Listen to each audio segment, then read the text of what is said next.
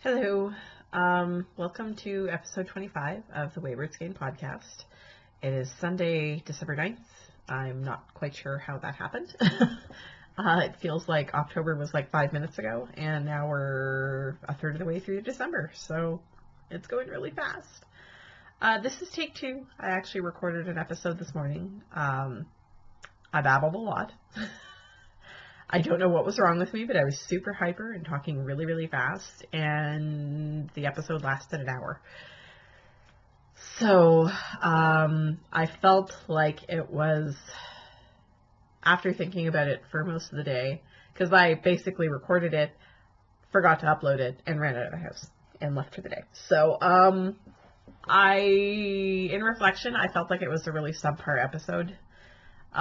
There was a lot of scattered nonsense, a lot of babbling about nothing, and I just kind of figured like I felt like I wanted to redo the whole thing. So that's what we're doing. I'm also wearing a slightly nicer top. We're gonna pretend this is tea, because I did have really lovely tea this morning, but I drank it, so we're gonna pretend this is tea.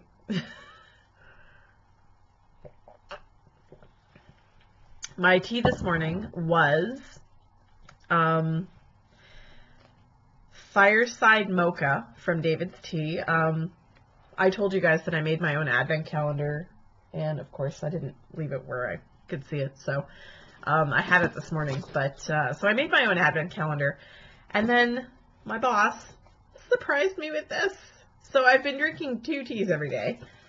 Today's was the Fireside Mocha, which contains, sadly, a lot of sugar, so I'm probably not going to buy it again, but it was delicious. I mean, you just open the sachet, and it smelled like the most luxurious hot chocolate you've ever had. It has chocolate, lots of sugar, at least 4 different kinds of sugar, apples, pink peppercorns. I mean, it was delicious. And it was a very well-rounded sort of chocolate flavor. It didn't have the texture of hot cocoa, obviously, it being tea, but the flavor was just amazing. If it wasn't for the amount of sugar in it, I would go ahead and buy that in large quantities because it was that good. I highly recommend you try it. It's one of their new holiday teas. Again, it's called Fireside Mocha. It came in a little dark green pouch, and it was delicious. Apparently, I also moved the pouch, so there we are. Nothing about... Oh, there it is. So it was this. And I do apologize for the lighting. I normally try to record during the day. I did this morning. Too late. So we're going to have to deal with the slightly blown out evening lighting in my house. So on to knitting. I actually got quite a bit of knitting done this week. I cast this on yesterday, and I'm hoping to finish it either tonight or tomorrow. This is a test knit for Brandy Miller. It is the Stone Pathway hat, and I just realized that I'm right in the middle of the pattern section. That was stupid of me. Sorry, I was knitting it while I was at my mom's house, and my year-old niece was having a little bit of a meltdown. So I put it down and quickly ran to do something to help my sister-in-law with her, and I apparently never got back to it. So it is this lovely stockinette stitch hat that has this patterned panel that is just gorgeous. I love it. I'm going to show it to you up close. So this is going to be a free pattern from Brandy Miller. It's going to come out this week. She just sent it to a few of us to look over, and I decided to cast one on since I had a bunch of hats to make for a shelter. One of my cats just decided to boot a bunch of stuff out of her way. So this is a standard, she's going to have it in several different sizes. I'm doing a men's large. So she did she's made several of these herself for her family and whatever. I'm making it on a different needle size. She used a 5 and a 6, 5 for the ribbing and 6 for the body. I'm using a 7 because I usually have to go down at least 1 needle size anyway to get gauge on most patterns. Go up a needle size, sorry, to get gauge. And so I decided, and quite frankly, I'm having trouble finding most of my needles because I need to clean my house and organize things. So, Stone Pathway, it'll be coming out probably middle of the week. keep an eye out for it. If you go to my project page, once it's released, my project page will link to it automatically. Apparently it's a new feature that Casey's been working on. Way to go, Casey. And this is Knit Picks Brava worsted in Dove Heather. It's leftovers from the gigantic blanket I made for my cousin when she got married 2 years ago. As I said, I used 4.5mm needles, which is US 7. And it's moving quite quickly. I learned in a Yarn Harlot class I took a couple of years ago that if you want a hat that will cover your entire ear, sorry, my hair is a little wild, knit from the heel of your hand, or basically from your wrist to the tip of your middle finger before you start the decreases. And that will be a hat that will cover your entire ear, the length of the hat. Because see how much of your head is left? Like that's the decreases.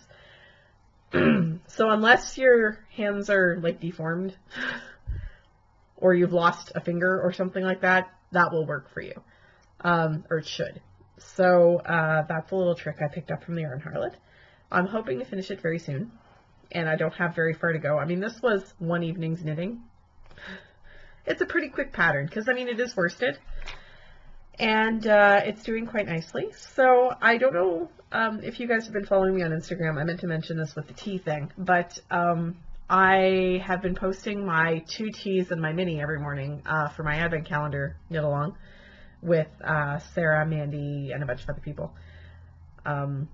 So I've been having fun. This is today's tea from my homemade advent calendar. It is David's Tea Electric Lemonade, and I just haven't gotten around to it because I was at my mom's house all day. And it's usually one of those teas that I like to drink in the morning to like help me wake up. So I may save that one for tomorrow morning. This is actually Diet Coke at this point, which I shouldn't be drinking at this hour, but I had a little bit left over. So there we are. That doesn't actually live in anything because I haven't tried to take it anywhere. I cast it on yesterday, and it doesn't live in anything at the moment. I did make a little bit of progress on my mitts. I rearranged the needles a little bit so that the cable section would all be on one needle. And you can see a little bit of the cabling so far. It's just started. Come on, focus.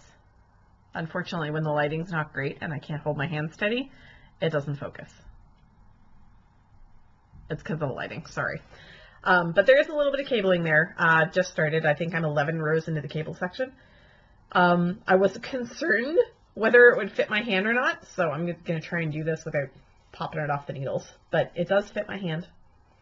It's a little tight where the needles are, obviously, but it does fit me, so I'm very happy. This is the Naughty Mittens by Texa Roxroad, which is based off the Naughty Gloves by Julia Mueller. Julia Mueller had written it as a glove pattern with like fingers and everything. I'm not knitting fingers. I was looking for a simple, nice mitten pattern in fingering that wasn't color work, that was simple, that I was going to enjoy.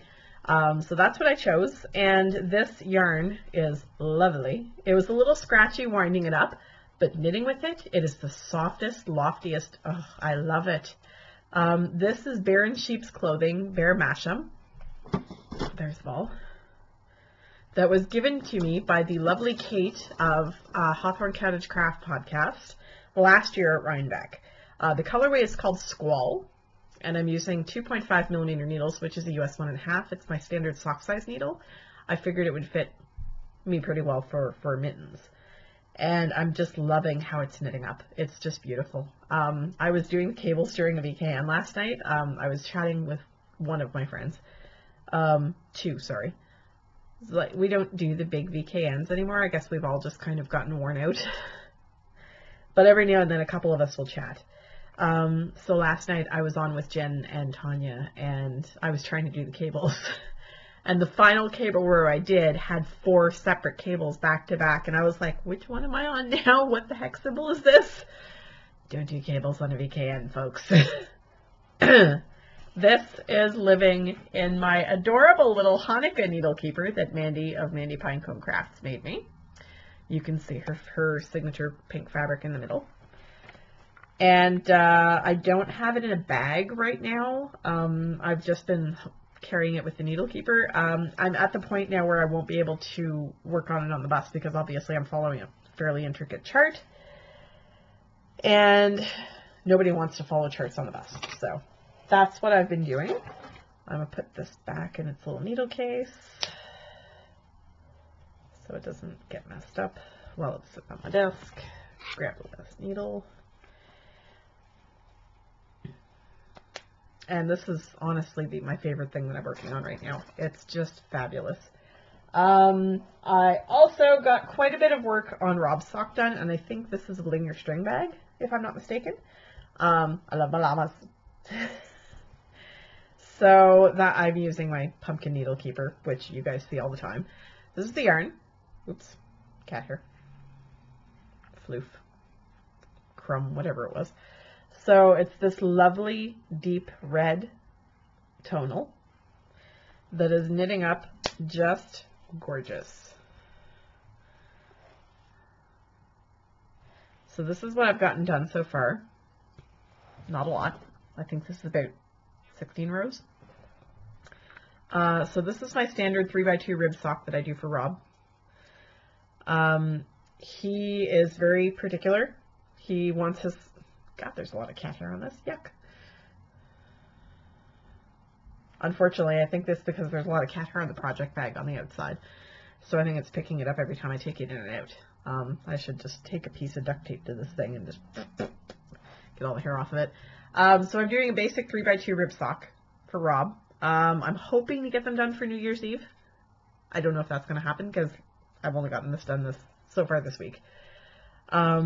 I cast this on right after the podcast last week, so oops, I have not gotten a lot done. But I mean, I've knit almost an entire hat and I've put a square on my blanket every day, except today. I'm going to do that right after I'm done recording. So this is based on Sock Recipe, A Good Plain Sock Recipe, A Good Plain Sock by Stephanie Pearl McPhee. It's published in her knitting rules book. I took her Rock the Sock class, so I actually don't have a written copy of the pattern, but I've always been able to knit socks based on the class that I took without having to look at a pattern. I do occasionally choose to use a pattern for a sock. That's generally for the pattern on the leg and possibly the top of the foot. It's never for the heel or the toe because I prefer a heel flap and gusset, and I prefer the Yarn Harlots 4321 toe. So because it's more rounded than a standard toe. So I usually never follow instructions in sock patterns for the heel and the toe anyway, because I prefer how a heel flap and gusset fits on me, and Rob prefers how it fits on him as well. So for both of us, heel flap is the way to go. I hate knitting heel flaps. Hate them. But they fit better, so on me. We both have very narrow heels. I have very wide feet, but he has a fairly narrow foot as well. So but because we have narrow heels, the heel flap hugs our feet better. If your heel is if the back of your leg is a little bit wider at that point, you might like a fish lips kiss heel or a short row heel or something else. There's so many heels out there. Try a bunch until you find the one you really like. There's the Sweet Tomato heel by, I forget. Sorry. There's the Socks on a Plane heel from Laura Linneman. There's the OMG heel from, I can see her face, Megan from Stockinette Zombies. I can't remember her last name. You know, there are a lot of designers who have created their own heels, their own take on a sock heel. So there are a lot of ways to do it. I prefer the heel flap and gusset, my personal preference. Use whatever works for you. And so again, I'm using 2.5 needles, which is a US 1.5. That's my standard sock size. I've gotten some more knitting done this week. Come on, cat hair, really? They're the danger of having cats, actually. Looking forward to the day where there's not cat hair all over me. So that is project 3 of 4 that I was working on this week. And the fourth one is that I put several squares on my blanket this week. It is December 9th, So I have now put 8 squares on my blanket, and there's 1 left. So I'll flip this around. So you guys have already seen these 2. I've got my little notebook, of course, that I write down what all the minis are when I know what the minis are. I do tend to sort of obsessively keep track. I try to write down when people give me minis and what they are. I don't always succeed. So I do have some unknowns, but not in this batch. So I think it was my Sunday square last week, or maybe it was my Monday square. First, second. So this was my Sunday square. This is Monday. This is All for Love of Yarn Sublimity Base in the Sweet Amore colorway. It was a yarn that my friend Crystal destashed, and I turned into meetings for a whole bunch of friends. It's a really lovely yarn. It's a nice thick plushy yarn to knit with. I really enjoyed that one. This one is Fiber Stash Strong Toes in the Unicorns in Space colorway. I love Christy's color sense. Her yarns are so much fun to knit with. I enjoy them so much. I have a couple of skeins here that I need to break into at some point, but not just yet. This is No Maker's House Gnome in the Tomatoes colorway out of the BLT mini bundle. So Gnome Acres has a tendency to make these little mini sets. I have a Marvel Avengers one somewhere. I have a Birthday Candles one. I haven't bought one in a little while because between the exchange rate, sorry, there will be crinkling, between the exchange rate and the paucity of the Canadian dollar as opposed to the Canadian dollar as opposed to the American dollar, it's not just the exchange rate. Our dollar just doesn't buy as much anyway.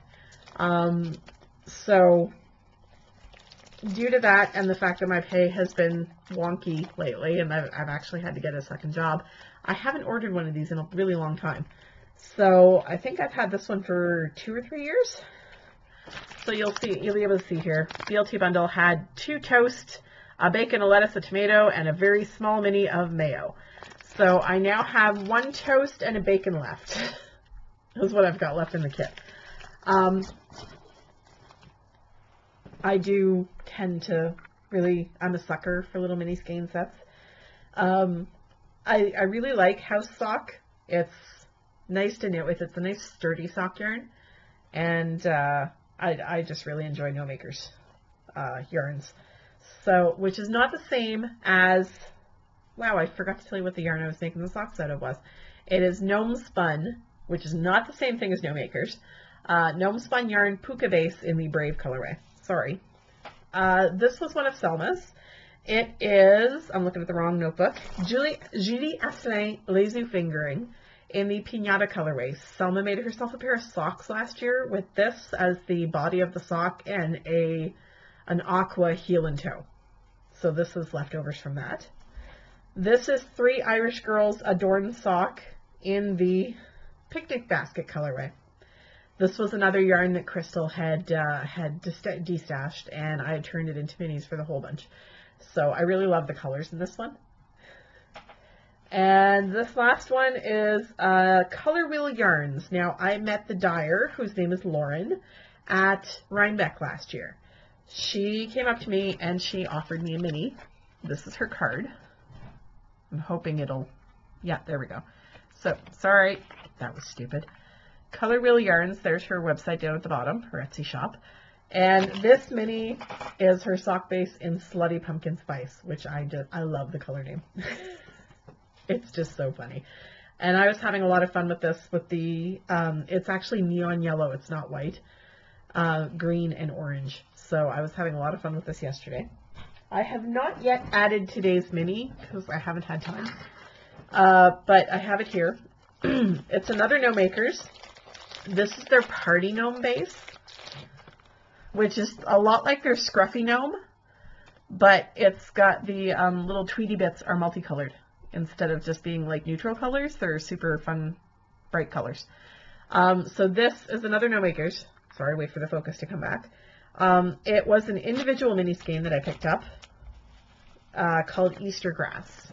So I occasionally buy individual minis when I buy a set as well. So this one came all by itself.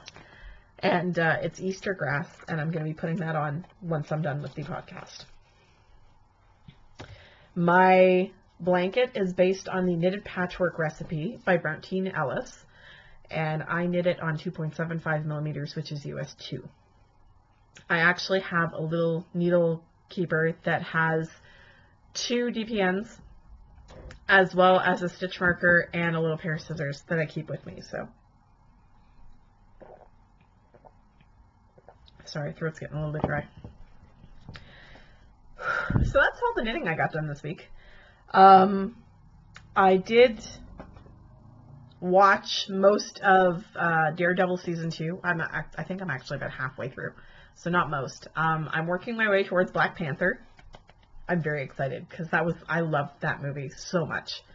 I think we need more movies that have basically, it made me feel like perhaps the Black community was represented a little bit better in a movie that had a minority of white characters. It was directed by a Black director. Some of the writers were Black. A lot of the cast and crew were Black. It was a very empowering movie for the Black community, and I think we need to see a lot more of that. I don't know where they are. Here. Teenager, again. How dare she live here? So, she's making faces at me now. So that's what I watched this week. I didn't get a lot of TV watching done because I've been insanely busy this week. I did get a few episodes in on Monday and Tuesday, though. I was sick at the beginning of the week. I'm just getting over a cold now that I was really sick with Monday and Tuesday and stayed home from work. So I actually the only thing I had energy for was watching TV. So that's what I did. And so I think I have one more thing to watch between this and Black Panther, and then I'm good. I'm very much looking forward to Black Panther. And apparently the next season of Daredevil just came out. I'm super excited, but I'm not going to watch it until I get to that part in the universe. I also saw that the trailer for the last Avengers movie came out. And I've been going, la la la la la, because I haven't seen the last Avengers movie yet. That's why I'm going through all this, is because I haven't seen Infinity War yet, and I want to go through everything before I get to it. I haven't seen Iron Fist. I haven't seen Thor Ragnarok. I've missed like the last year and a half of Marvel movies, with the exception of Black Panther, obviously. So I'm really trying to get through all this stuff so that I can get to the new stuff and not have to go, la la la, I can't hear it, when people talk about it online, because I did get quite a few spoilers for Infinity War, which I'm a little upset about, but, you know, it's also been in the comics for a couple of years now, so it's not like it was a big surprise anyway. But I stopped buying comic books when my kids were born, because comics are expensive, yo! So I have been, and I can't believe I just said that with a straight face. I'm ashamed of myself. So anyway, that's screen time. I have not had a lot of time for podcasts this week, mainly because I've been trying to catch up on the work that I missed on Monday and Tuesday. I've been a little stressed out over trying to get myself sorted out before the holidays. I'm trying to get my house clean. We'll get to that later. So I haven't had a lot of time to relax and enjoy podcasts, but I have been watching a few Vlogmas episodes. I don't participate in Vlogmas myself, but I have been very much enjoying. I watched some Shamika ones, and I watched some, I'm blanking. My favorite ones were Kate of Hawthorne Cottage Crafts. Hers are a little bit shorter than most people's as well, so they're easier to watch, and I find them a lot more relaxing, because one of the things that gets me with holidays is that they're very stressful, and they're very hectic, and everybody's running around trying to get stuff done, and everybody's in a bad mood, and everybody's and Kate's are just so nice and relaxed and gentle, and they're soothing. So those I will pop one on at lunchtime. If I have time to do a little bit of knitting, I'll do a little bit of knitting. That has not happened this week. I managed a little bit last week, but anyway, I'm going to try to sort of decompress a little bit more on my lunch hours and enjoy a little bit more. So if you have been watching Vlogmas episodes, let me know what you think. I think they're a lot of fun. Mina, that's the other one I had watched. But I find them a little bit stressful because they're choppy throughout the day and it's hectic and it's like everybody's running around and it's like, ah. So I try to avoid that during holiday time because I find the holidays stressful. And I also feel like one of the reasons I stopped celebrating Christmas is not just because I decided to convert to Judaism. That was years after I stopped celebrating Christmas. I find that we try too hard. We try to make everything perfect. We try to outdo each other. We try to outspend each other. It was ruining Christmas for me. And I kind of felt like I lost my Christmas spirit over it, and I never got it back. It's been 12 years since I stopped celebrating Christmas, thereabouts. I just don't have any desire to do it anymore. It's too much. I am perfectly willing to show up at my family's with whatever I've decided to bring to contribute to the meal. I will help my mom clean up after Christmas dinner. I will help decorate their house. I don't want to do it anymore. It doesn't appeal to me. And considering that Rob and I will be living in a Jewish household, we will not be decorating for Christmas. We will not be doing any crazy stuff for Christmas. Basically, we'll just continue to celebrate with my family, and that'll be it. Which is a lot less stressful for me. So, whatever works. I do Christmas shopping for my ex-husband. We have grandnieces and nephews, and I'm the one who does the Christmas shopping. Basically because I'm the one who always did the Christmas shopping. It doesn't bother me to do the Christmas shopping for them, although this year I was a little, like with the second job and the 2 separate classes that I'm taking, I was a little frazzled, and I told all my nieces that all their kids are getting gift cards this year. So I still have to go out and get the gift cards. But that'll be a heck of a lot easier than trying to fight my way through Toys R Us to buy toys for 6 kids. 9 kids with my nieces and nephews. So my nieces and nephews are getting very simple gifts this year. The youngest is a year old, so she's not going to care what she gets as long as she gets a box to play with. And the older ones, generally, I tend to buy them books. Everybody else buys them toys. I buy them books. I'm that aunt. So I'm actually their only aunt. My sister-in-law is an only child, and my brother only has me, so I'm their only aunt. So I much prefer spending time with them and doing things with them. I used to buy them activities to do, but if you don't take the time to do them with them, they don't have as much fun. At least with a book, they can go back and enjoy it on their own, and it's, they enjoy their Christmas reading time now. So they're old enough to enjoy that. My niece is improving with her reading. She's 6. My nephew is 8. 8 or 9? 8. Will be turning 9 this year. In the new year, sorry.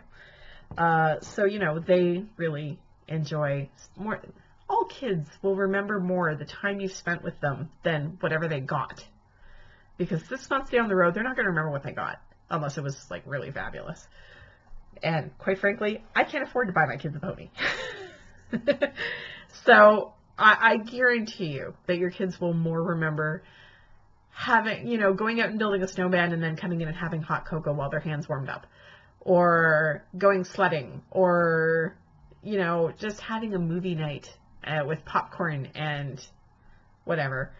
They will remember that far more than how much you spent on them for Christmas, or how many boxes there were under the tree, or how many holiday parties you jumped around to. Like, that's what they're going to remember, is the time you spend with them individually. So I don't understand the point of stressing over holidays.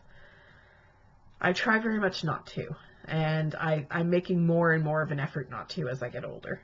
So, just a thought. I did pick up a book this week. It's not fiction, and I'm working on reading a certain amount of it every day because I do really, really, really want to finish it. I bought this for a purpose, and I actually still have to pick up my textbook for the class I'm taking on Monday. I have to go tomorrow after work to pick up my textbook. I was going to go today, and then I ran out of time because the podcast I recorded this morning was an hour long. This one will not be an hour long, I promise. So I picked up The Diabetes Code by Dr. Jason Fung. This book, well, here, I'll show you the subtitle. Now, I don't think it's possible to cure diabetes, but I think it is possible to mitigate it to a point where you don't have to be medicated. I believe that it should be possible to control it through diet. I've seen evidence of this with other people. Not just anecdotal evidence, there have been studies. So Dr. Fung's approach is that a low-carb diet can reverse the effect of diabetes on your body. It can, especially for insulin-resistant diabetics, this can be very beneficial. I'm not a doctor. I don't play one on TV. I'm not trying to give you medical advice. For me, this is a workable solution. Back in July and August, I did a very low-carb diet for about a month. I was trying to limit myself to about 30 grams of carbs per day. I was not religious about it, but I felt so much better when I was doing that I had more energy. I was sleeping better. I wasn't as bloated. I wasn't as uncomfortable. It was easier to exercise. I've been regretting ever since I stopped doing it that I stopped doing it because I've been having a hell of a time trying to get back into it. One of the things that I struggle with is I have a very addictive personality. I don't know that that's the correct term for what I experience, but I get addicted to things very easily. I spent a number of years addicted to cigarettes. I was addicted to alcohol when I was younger and cannot permit myself to have alcohol now. I also react physically to it now, which I'm pretty sure is psychological, but there we are. Don't need to get into that. At one point as a 19, 20-year-old, I was addicted to Gravol. I have a hiatus hernia in my stomach, and until I learned trigger foods to avoid so that I wouldn't have reflux all the time, I was having reflux on a daily basis all day long. So I was taking 2 Gravol before the naturally sourced ginger one was available. All you could get was the pink stuff. And I was at a point where I could take 5 or 6 of those and keep going. Now, the pink Gravol is a sedative. It's diamond hydrogenate. It's the same stuff that's in Benadryl. It will knock you out. And yet, I could take 6 of them and keep going. It was awful. It took me forever to get off them. And now I won't take those at all. I will not. I will take the naturally sourced ones that do not put you out. But I won't take the pink ones anymore because I did get addicted to them, and it was awful. I've always refused to even try any kind of narcotic. At one point, I had a very serious kidney infection that the hospital was going to give me morphine because I was in that much pain. And I was like, I'll stick to Advil, thanks. And I limped through that kidney infection on Advil because I refused to take morphine or any kind of narcotic. I can't allow myself to do that. So one of the things I struggle with is an addiction to sugar. And I will walk into the store and consciously decide I'm not buying any sugar. And I will walk out of that store with sugar and I will eat it. And it's extremely frustrating because there is sugar everywhere. There's sugar in everything. And it is very hard to avoid it. And as you're working to avoid it, for me, it's even harder to resist it when I'm working to avoid it. Sorry, I forgot to silence my phone. Anyway, all that to say, that's why I'm reading this book. I'm very much enjoying it. I am not giving any recommendations, medically speaking. For me, I know that this works. I know that avoiding carbs as much as possible, cutting out sugar entirely, works better for me than trying to limit the amount. If I try to limit the amount, I will overdo it, guaranteed, and I will not be able to stop. So I'm desperately trying to get back into the way of eating that I was doing before. At the time I had Rob, I was with Rob when I started, and it was easier because I had him supporting me doing it. Here it's a lot harder, and since I started the second job, it's a lot harder because I don't have time to do anything. I'm really bad at prepping, and so I'm never prepared. I have all these ideas of what I'm going to do, and then I don't have the energy to follow through. So I'm working on that. I actually bought some spaghetti squash and some other vegetables, and some sausages and things, and I was thinking of ways to put that together for my lunches for work. So I'm actually going to be doing that in the morning, because I have a doctor's appointment in the morning, and before I leave for the doctor's appointment, I'm going to have a few hours where I can actually prep some food. The other difficulty I run into is that if I prepare several meals worth, they will disappear. That's all I'm going to say. So that's a frustrating thing as well. Until I find a solution to that, I'm having difficulty with meal prep. But anyway, I'm going to work on reading this in the next couple of weeks. I would like to finish it before Christmas, because Christmas is going to be especially challenging. Because my sister-in-law loves to bake, and she's very good at it. And we're having Christmas Eve dinner at her house. And I know there are going to be some fabulous desserts on offer, and I'm going to be trying to avoid them. Sorry, he's still trying to call me. Anyway, that's my cue to end the episode. Considerably shorter than the one I recorded this morning, and as far as I'm concerned, slightly better, at least slightly better quality. So I am going to say, be careful with yourselves, be kind to yourselves, do not stress out. It doesn't have to be perfect. It's going to be fabulous no matter what you do. And for those of you who have difficulty around the holidays, if you need somebody to talk to, please reach out, either to me or to someone else, someone in your family, someone who is a friend of yours. Reach out if you need help. We are there for you. It's a hard time of year for a lot of people. So I'm going to say goodbye and have a great week, and I will see you guys next weekend. Bye.